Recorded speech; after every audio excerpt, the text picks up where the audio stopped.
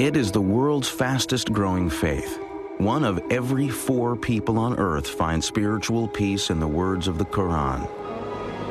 Nearly 1,400 years ago, the angel Gabriel came to Muhammad with revelations that he was to deliver to all of mankind. He spent the rest of his life communicating God's message and setting an example for how each human being should live. Today, many Americans associate Islam with images of violence and hatred. But such scenes are the work of a few suicidal fanatics.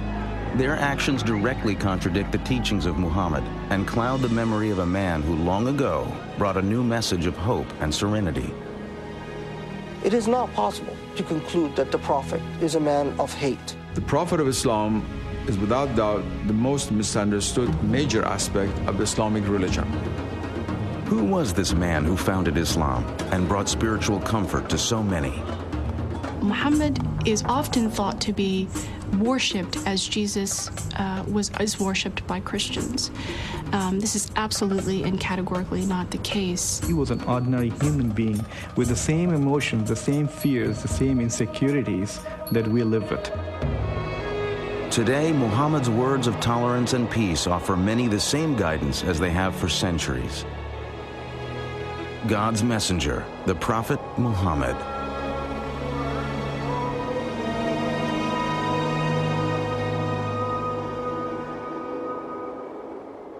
Out of respect for the beliefs and practices of Muslims, no image of the Prophet Muhammad or his immediate family will be shown in this biography. Allahu Akbar, Allah.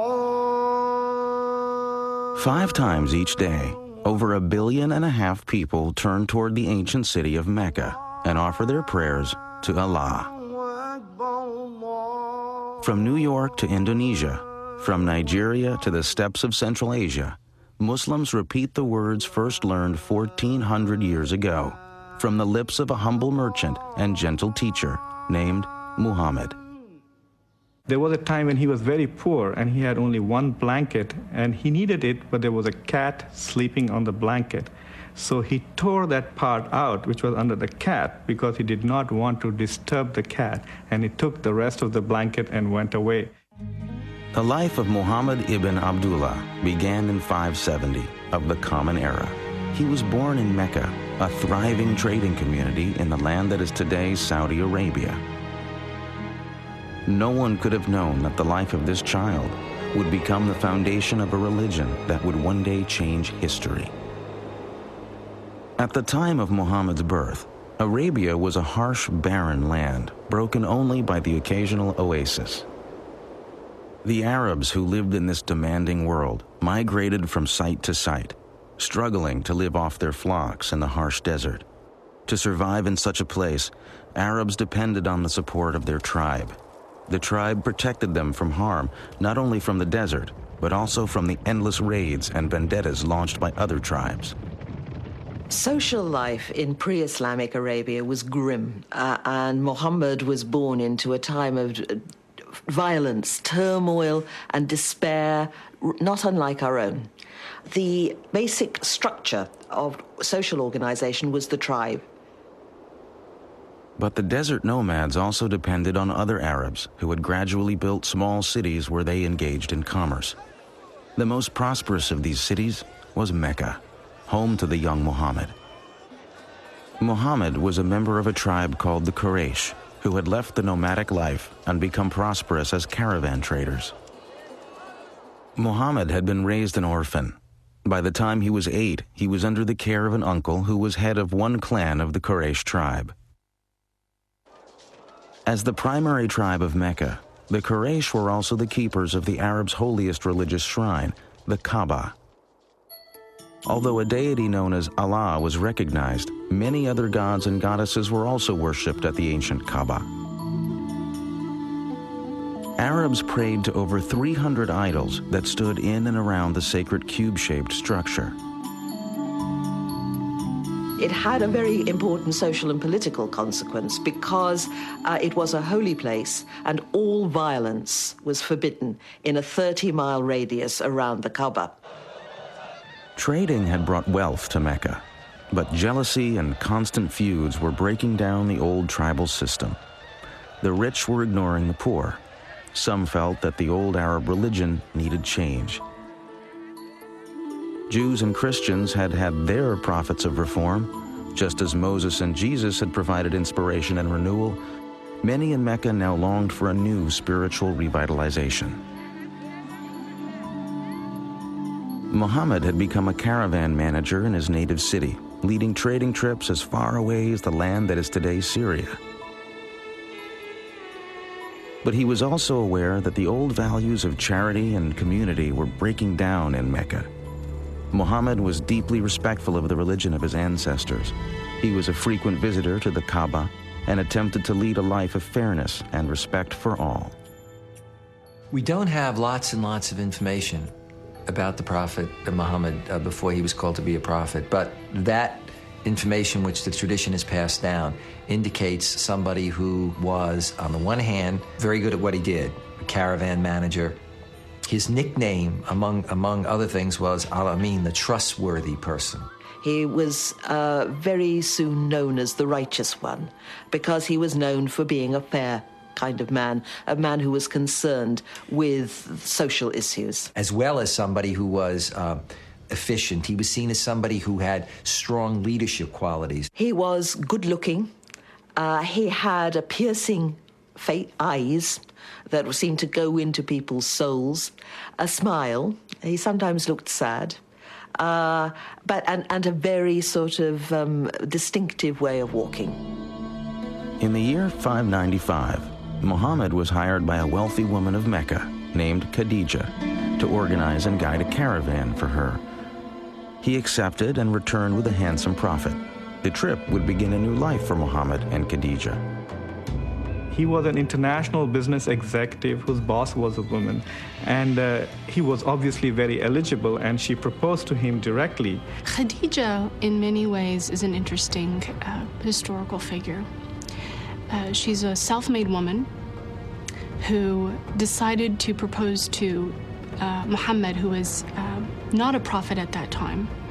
He was, reports say, 15 years her junior. They apparently had a very loving relationship. Muhammad and Khadijah had 5 daughters. Muhammad was an adoring father, and throughout his life displayed affection for all children.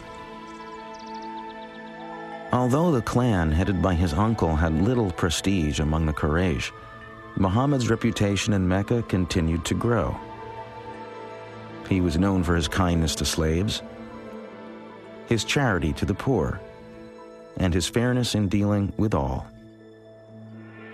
Each year during Ramadan, the 9th month of the lunar year, Muhammad sought out the mountains surrounding Mecca as a place where he could refresh himself in solitude and prayer. In the year 610, at the age of 40, the humble business manager and family man took himself on one of these retreats to a mountain cave.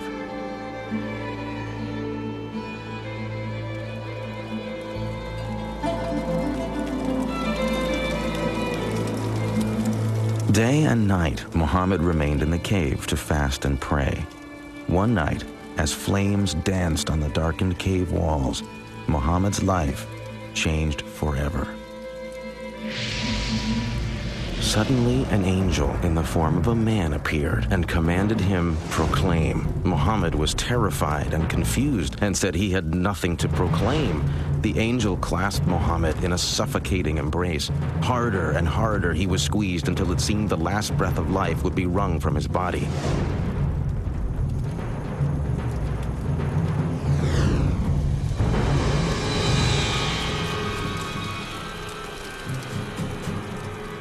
Proclaim in the name of thy Lord who created man from a clot of blood.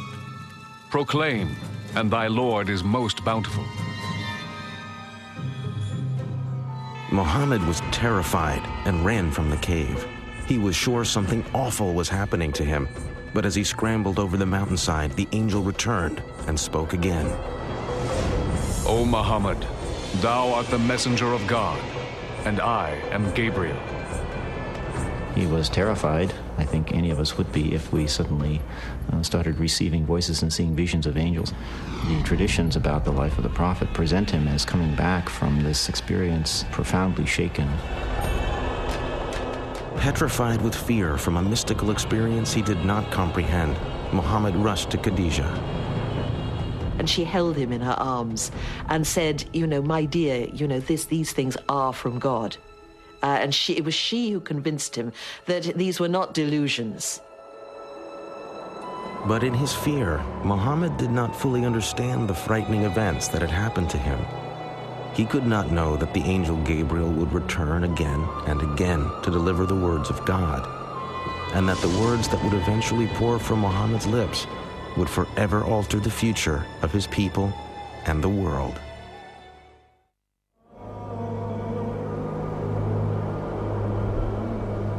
In the year 610, a 40-year-old Arab businessman with a wife and a family had been suddenly visited by an angel and commanded to become God's messenger. Slowly, Muhammad ibn Abdullah began to accept that God wished him to speak to his people, as Moses and Christ had carried God's word in another time. Several revelations followed the first, but Muhammad was confused and struggled to understand precisely what message God wanted him to carry. Then, suddenly, the revelations stopped. Muhammad waited in darkness. He thought perhaps God had abandoned him. Perhaps he hadn't been worthy. He did not know whether that was the end of the communication with God, and what was he supposed to do based on that limited communication. What had he done to offend heaven and the angel who had spoken to him? How could he be a messenger if he had no message? But as he sunk to the depths of despair, the silence was broken by another revelation. By the morning brightness and by the stillness of the night, thy Lord hath not forsaken thee, nor is he displeased with thee. What is to follow is better than what has preceded, and soon thou wilt be granted that which will please thee. It was now clear to Muhammad that he had not misunderstood the first revelations. He had indeed been called to tell the world there must be no other gods but the one God, Allah. As more revelations came, the words were etched into Muhammad's memory. As he recited them, they were written down and became the Quran, God's holy book.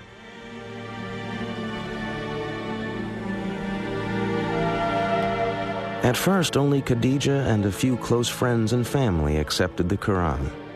But little by little, Muhammad started to speak out, and Arabs and other clans of the Quraysh began to embrace the message. The words of the Quran clearly had great impact, for his listeners responded to the words not as religious instructions, but as poetry.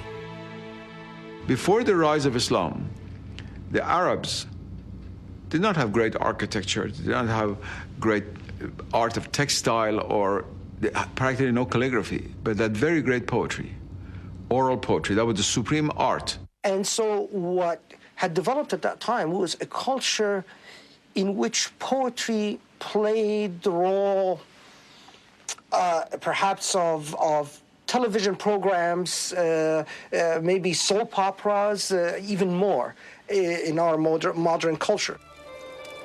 In towns and cities or in simple Bedouin camps in the desert, those Arabs who could perform poetry and music had enormous status.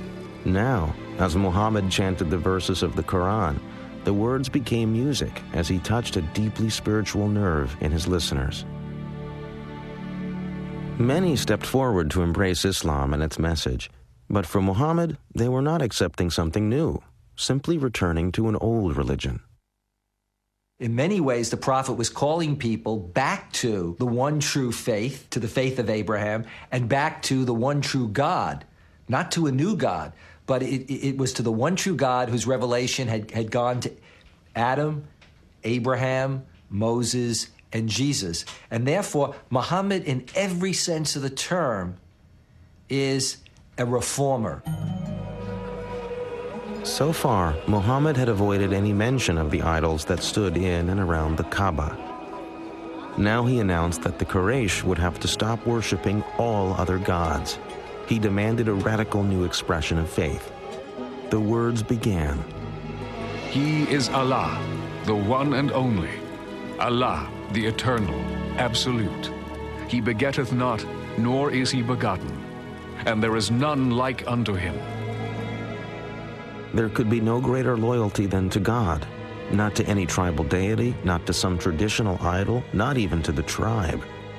This mild-mannered merchant was now demanding Arabs forsake the gods of their ancestors. Their real identity was rooted in their family and clan and kin connections, because it was that gave them a position in the world. When Muhammad comes with a new set of religious ideas, or is trying to renew a set of religious ideas focused on monotheism, people whose ancestors had been pagans said, what's happened to our grandfathers, our great-grandfathers? And Muhammad had to say, well, they're burning in hell because they didn't believe in one God. This new commandment was to be called Islam, meaning an act of surrender to God's will.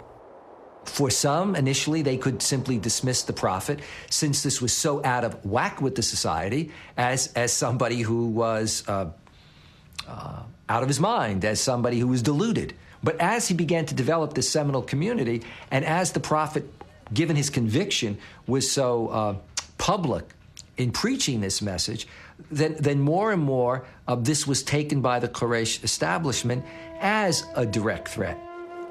The new message of Islam now ripped the fabric of the Quraysh community.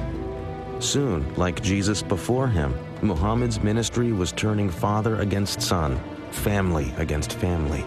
The establishment certainly feared that a man who claimed to be receiving special messages from Allah, the high god of the Arabian pantheon, would soon demand greater political powers. The most powerful Quraysh leaders turned on Muhammad and his followers. Muslims were tortured. Some were whipped, others staked for days in the fierce Arabian sun. Muhammad himself endured the fury of his neighbors, who hurled dirt and insults at him in the streets. For 2 years, Quraysh leaders placed a ban on intermarriage and trade with any followers of Islam. No one was allowed to sell them food. The agony of this period increased when Khadija died in 619. When his uncle died not long after, he lost his protector, and it became clear that Muhammad's life was in real danger. His wife is dead, his uncle is dead.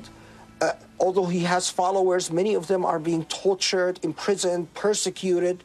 He is powerless to help many of those that he loves, and many of those that have believed in him. It is in this devastating time, as Muhammad came to the end of his resources, that he had his greatest mystical experience. On a night in 620, Muhammad was again awakened by the angel Gabriel. The angel presented him with a winged horse-like creature that flew the prophet through the night sky to Jerusalem. There he was greeted by Abraham, Moses, Jesus, and all the other prophets. At last, the creature took him higher and higher beyond earthly space and time. Muhammad departed his physical body, and his spirit at last stood at the summit of the universe. His celestial journey to Jerusalem suggested to Muhammad that he was entering into a new phase of his service to God and Islam. He now also understood that he could no longer remain in Mecca.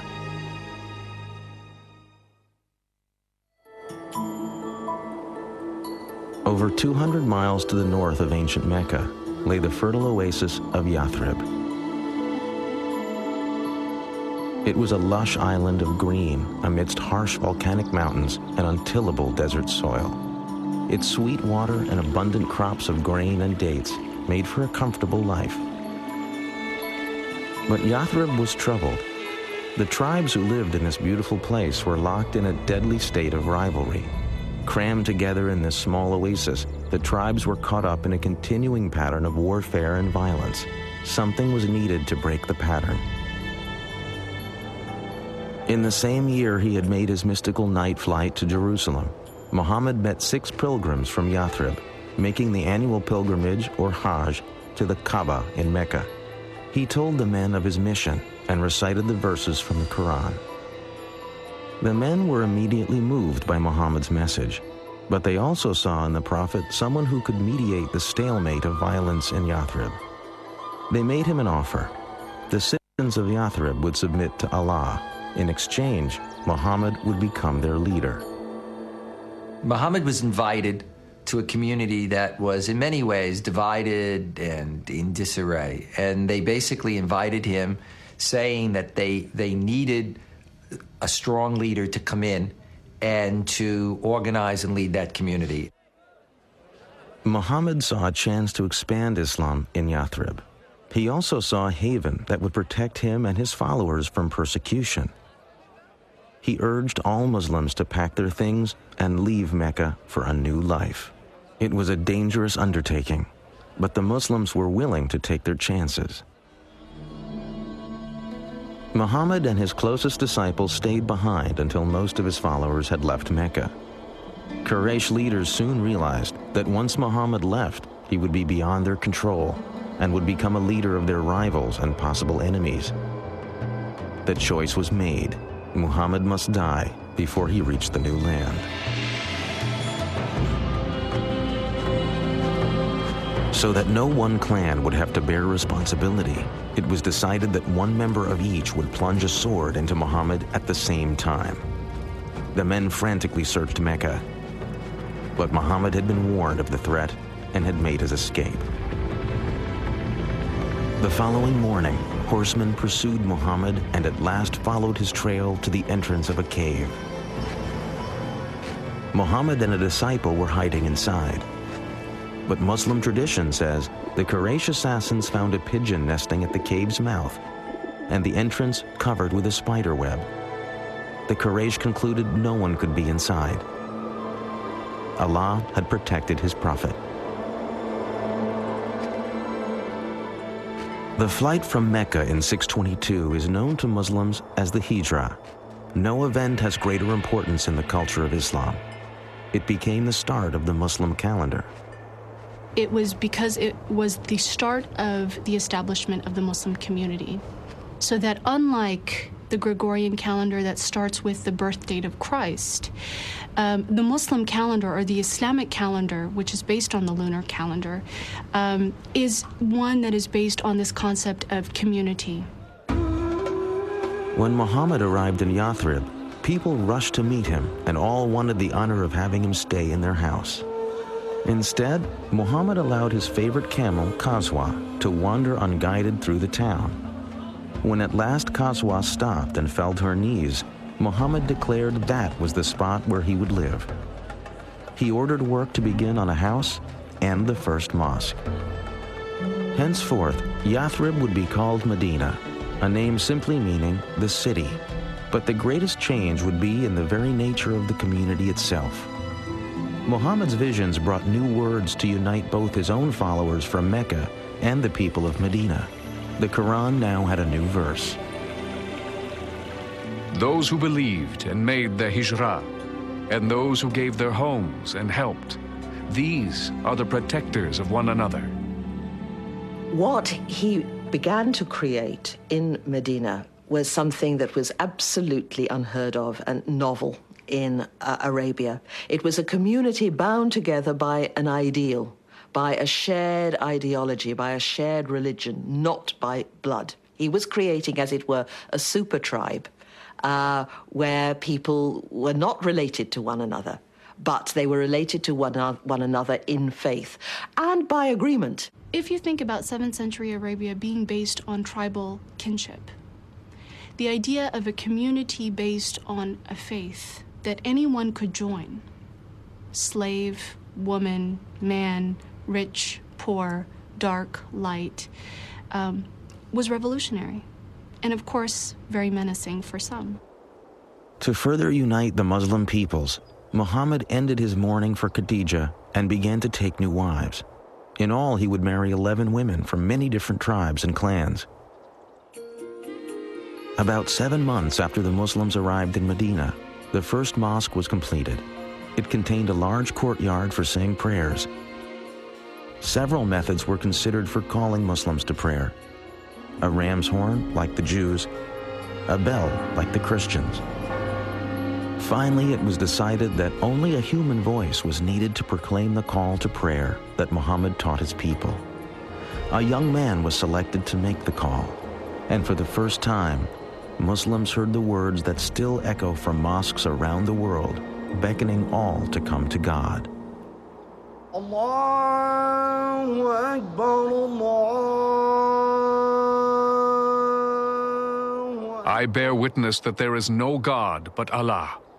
I bear witness that Muhammad is the apostle of God. Come to prayer. Come to prayer.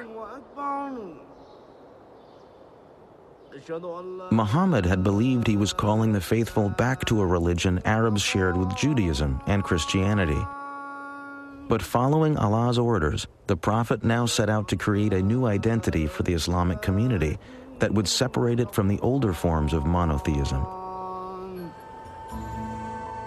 The Quran also and the Prophet believed that the revelation that had been given to Moses in what is called the Torah and the revelation to Jesus had become distorted historically, not by the prophets, but by their later communities. To dramatize the shift away from Christianity and Judaism, another order became part of the Quran. Muslims were no longer to face Jerusalem when they prayed. Forever after, God's faithful would pray facing Mecca and the Kaaba. Muhammad now had the responsibility of dealing with the mundane but important tasks of government. These roles would set him apart from the ministry of Islam's earlier prophet, Jesus Christ. There is an immense contrast between Jesus and Muhammad, largely stemming from the fact that, unlike Muhammad, Jesus was never head of state. Muhammad was now a political leader. That meant he was making decisions affecting the workforce, the economy, trade, and the safety and security of Medina. To protect the struggling young community, Muhammad knew the basic politics of Arabia would need to change, and that meant the threat of the Quraysh would have to be met. Increasingly, Muhammad would turn to a solution the world has come to fear and all too often associate with Islam. He would turn to armed conflict. Since the days in Mecca, God's revelations had called for Muslims to prepare themselves to struggle to build a moral and righteous life. The Arabic word for this moral struggle is jihad. Jihad would soon be needed if the Muslim community was to survive. For when the Prophet and his followers had left Mecca, it was clear to all that a day would come when they would have to defend their beliefs in battle. Now that day was fast approaching. Out of respect for the beliefs and practices of Muslims, no image of the Prophet Muhammad or his immediate family will be shown in this biography. Although the religious foundation of Islam included Jesus' message of peace, it had also taken on the Jewish tradition of justice. The Quran's verses that flowed from Muhammad's mouth were now beginning to include a message justifying armed defense of the community. Permission is given to fight because they are wronged. Verily, Allah is most powerful for their aid. They are those who have been expelled from their homes. Muhammad's plans for the defense of the community now began to include the word jihad. It is a term that is often cited by those who oppose Islam as evidence of the religion's reliance on violence and war. But the true meaning of jihad is something quite different. Jihad comes from the Arabic root jahada, which means struggle. It is consistently referred to as a struggle for the sake of God. If the jihad is financial, you respond financially. If the jihad is violent, you respond violently. And these become ways, again, of reestablishing peace. But in history, that notion of jihad then comes to be appropriated and hijacked at a very early period by extremists, and that then connects to what extremists like Osama bin Laden and Al-Qaeda do much later on, taking this concept of jihad to legitimate what they choose to do. Muhammad had spoken about jihad while the Muslims still lived in Mecca. But the new revelations now stressed a different side of jihad. They came at a time when Muslims in Medina were fighting for survival, for most had not been permitted by the Quraysh to leave Mecca with any valuables. When Muhammad and his followers arrived in Medina, of course they were then, in a sense, exiles from their hometown. They were, to put it bluntly, unemployed. They didn't have any obvious source of support. They weren't date farmers, and all the available land in this agricultural settlement was already spoken for. So they began to make raids. God had given Muslims the order to struggle. Now God's revelations allowed that struggle to include the right to survive. And so you also see the way in which jihad then comes to be defined as the right and indeed at times the obligation of Muslims, both as individuals and of the Muslim community itself, to defend itself, to engage in defensive warfare.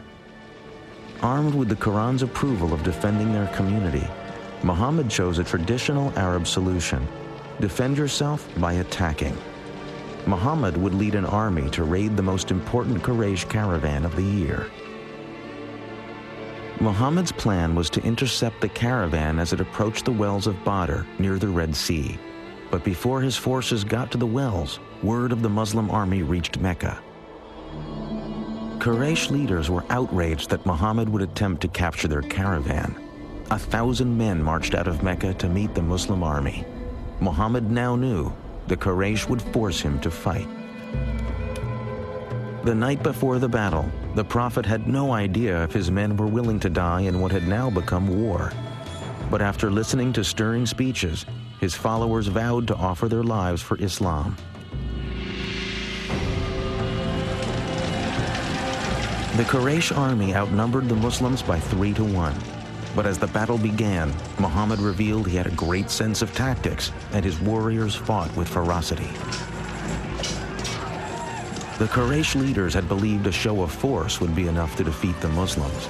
But by midday, it was the Meccan army that panicked and fled the field. The dedication and cohesiveness of the Muslim army had saved Islam. Now Islam would reveal itself to be not only worthy of victory, but capable of compassion as well. After the first victory that the Muslims achieved at the Battle of Badr, the Muslims began in the usual Arab way to kill all the survivors. And Muhammad immediately had a revelation to say, no, this must stop. There must be no killing of survivors. Muhammad had set his eye on a more distant goal. The Muslim warrior's enemy of today must tomorrow become his brother in faith. Say to those who are captives in your hands, if Allah findeth any good in your hearts, He will give you something better than what has been taken from you, and He will forgive you.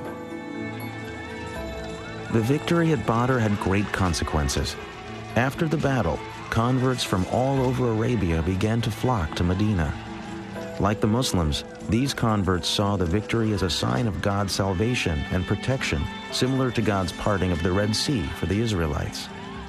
The Battle of Badr has enormous significance to the Muslim community, and I think that was the first political act that was successful, which cemented the vision or the dream that Islam could establish a community. Islam could become a civilization.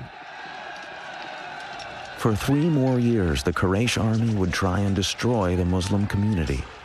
They would win some battles, but always Muhammad and his followers struggled and survived as their numbers continued to grow. As the Meccan army struggled home after a final unsuccessful battle, their leader was at last forced to admit, every man of sense now knows Muhammad has not lied. Medina and the Muslim community were finally safe from attack. The Prophet was now poised for the final step in the pursuit of his destiny. That step would be his return to the holy city of Mecca.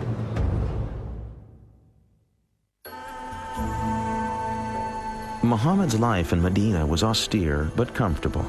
He had few possessions but wanted for nothing. He lived in quarters attached to the mosque, usually spending each night in the room of another of his wives. Muhammad's wives were a diverse group. One was a Jew, another a Bedouin. One was even his cousin.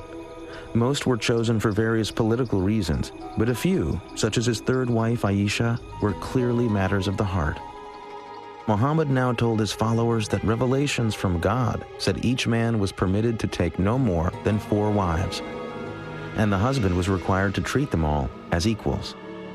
Marry women of your choice, 2, 3, or 4. But if you fear that you will not be able to maintain justice between your wives, then marry only one. The modern world has frequently come to view Islam as male-oriented at best and misogynistic at worst. But in truth, Muhammad's teachings brought women new rights that would not be achieved in the Christian world for centuries. The first was the right to life. The Quran forbade the practice of female infanticide, which had been common in early Arabia. Women were also given the right to an education, to be duly educated as men were, to inherit, which meant that they could buy and sell property, which again would mean that they would have to undertake business transactions.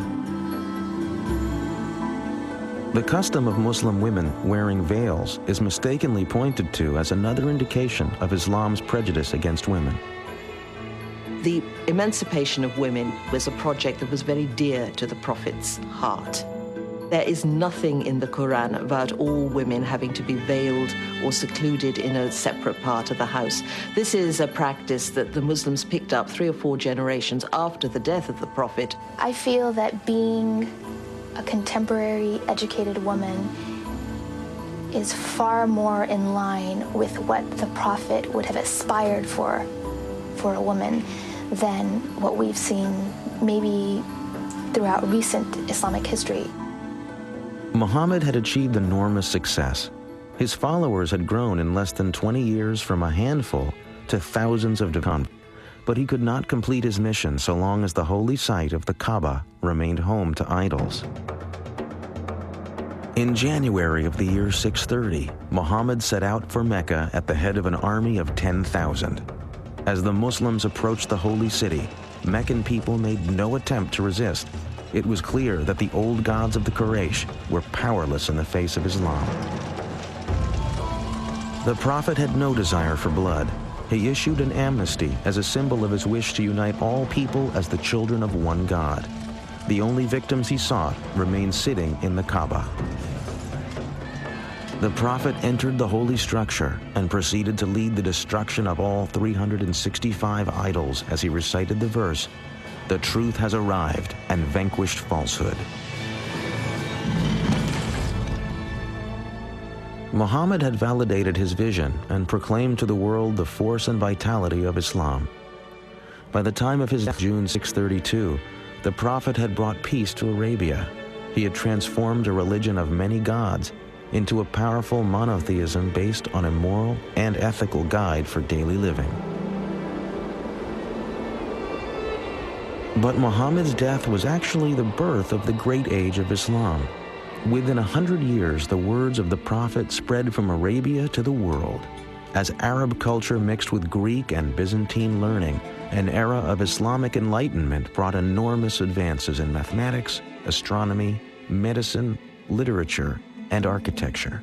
Who would have thought today, let alone then, that a man who is described as born an orphan into a divided Arabian society, illiterate, a caravan manager, would create a religious tradition that within 100 years of his death, its physical presence would spill out of Arabia, go all the way to North Africa and all the way over to India. And he always warned his followers not to make him into a Jesus, not ever to say that he was divine. He was just an ordinary man, he said. The fact that he led what we might call a normal life, I think, makes him very appealing to many Muslims, to most Muslims perhaps. That he married, that he had children. These are all things, I think, that make him very approachable as a model for people. So many centuries after it ended, Muhammad's life remains the foundation of the faith he founded. Today, it is the fastest growing religion on earth. As these worshippers respond to the ancient call for prayer, each looks to the Prophet's example to provide peace and serenity in their daily lives. The ancient Kaaba remains in Mecca, and millions of pilgrims arrive each year to retrace the footsteps of the Prophet. The site of Muhammad's ascension on his winged creature to meet God is today the Mosque of the Dome of the Rock in Jerusalem. Muhammad's gateway to heaven has tragically become the focus of enmity and hatred between two peoples who trace their ancestry to the same beginnings. Some Muslims who partake of violence use the words of a compassionate man to legitimize their acts of cruelty and hatred. They cite verses of the Quran as inspiration for their monstrous ambitions. Since September the 11th, we've heard Osama bin Laden reciting some really blood-curdling verses from the Quran. But what bin Laden fails to do is to mention or recite the verses that in every case succeed these ferocious verses, which say, "But forgiveness is better." If one wants to take one part of the story, one of the chapters, and develop a conception of the Prophet upon that single chapter, well, of course it's going to be very distorted, and the Prophet is going to be understood as a man of violence and a man of hate. When people commit violence and injustice in the name of Islam, they are committing violence and injustice against Muhammad and God. For peace to come to a troubled world, Muslim and non-Muslim alike will have to find a source of trust and acceptance of their common goals. One such source could be a better understanding of the life of Muhammad. Cleansed of the selfish motives that some terrorists wish to give them, the words of the Prophet remain to offer hope and optimism to a troubled world.